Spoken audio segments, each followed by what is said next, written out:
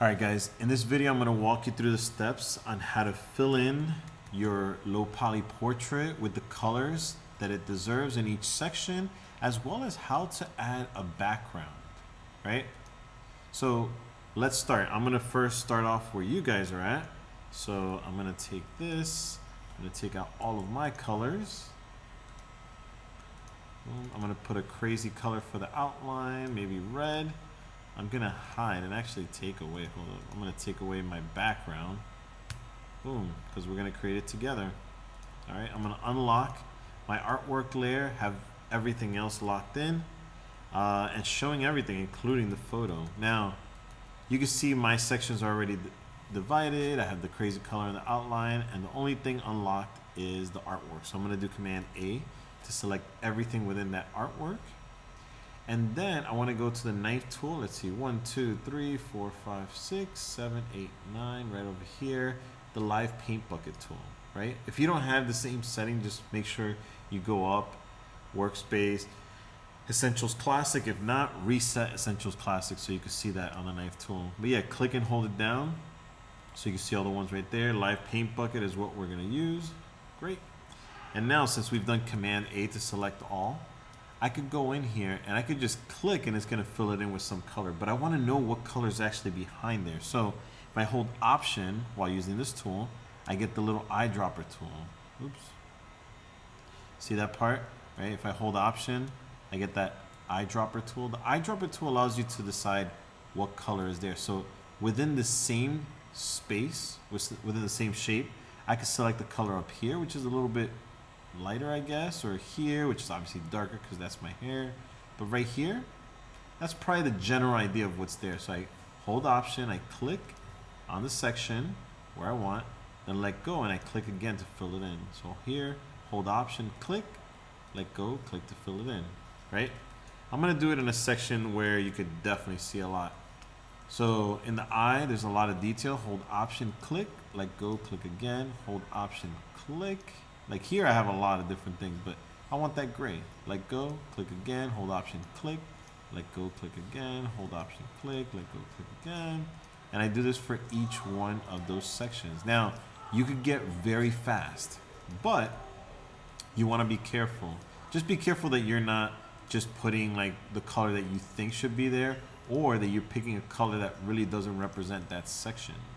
What I mean by that is, for example, like a section, well, actually no, let's see, I'm sure there's a section around here.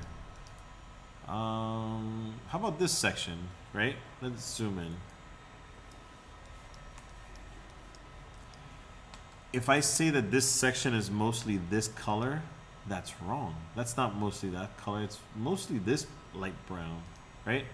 And yes, each section is gonna have a slightly different color, right? Some of it's not even going to look like your skin tone, and you might think that that is not correct. Now, when you see it as a whole, you will see that it is actually correct. It's more accurate and more three-dimensional, the way that the computer is allowing you to do this, like with the colors that you're picking, with the shapes, hopefully that you picked, which should be more three-dimensional. I'm going to do some quick things around here. All right, there. Let's do the eyebrow. Why not? We're already connected to the eye right here. Bam, bam. Not every part is going to be black, even though you might want it to, but some areas are not necessarily supposed to be white. So this one is a somewhat of an exception there. All right.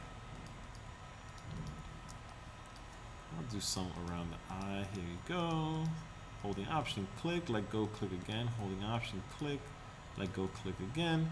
Now I'm gonna zoom out, and I know you can't see it, but I'm gonna hide my photo, and then I'm gonna take out all of these red lines, right? So let's say I was done. When you're done, you come up here, you click on the selection tool, and everything of course will be selected. You click on the stroke color, which is a thin one right there, and you hit none. Now when I click out of it, like clicking off to the side, you can see my eye has been filled in. Did I miss a spot? I did, look at that. I missed the spot. I go back, Command A, and then I show my image right there. Knife tool on the left. I think it was this one. Ooh, I forget. I'm just gonna do all of these right here. Let's see. This is actually a great thing to do, by the way. Keep hiding and showing your photo to see what you have finished and what you haven't. Now you can see that looks pretty three-dimensional for something that's just made out of, you know, straight lines and shapes and all that. Now, that's just the eye and a little bit of the skin.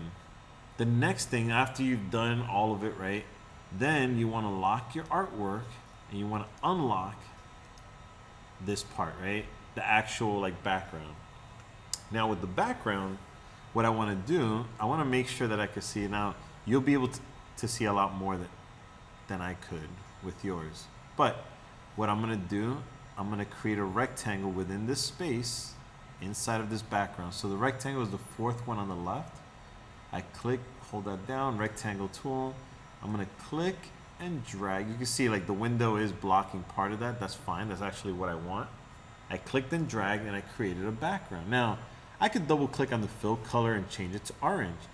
I could change it to green. I could change it to whatever color I want, right? Select it here and then select it over here to what color you want. What some people wind up doing, and this is actually a really good option, right? Eyedropper. Once you have the rectangle selected, eyedropper. Select something inside of your piece. For example, your eye color. It might make your eye color really stand out. Or maybe the lip color, clothes color. You could eyedrop anything. Look, skin color. But you really don't want the skin color that's right at the edge, because then it's going to look like you have no skin or no edge to like your whole portrait. But that's it. That's how to fill in your shapes within the LowPoly Portrait, and also how to create a rectangle. At that point, you do want to save it, right? First name, last initial, underscore LowPoly, underscore, make sure you put final after that. Big capital letters. I hope that helps. Enjoy.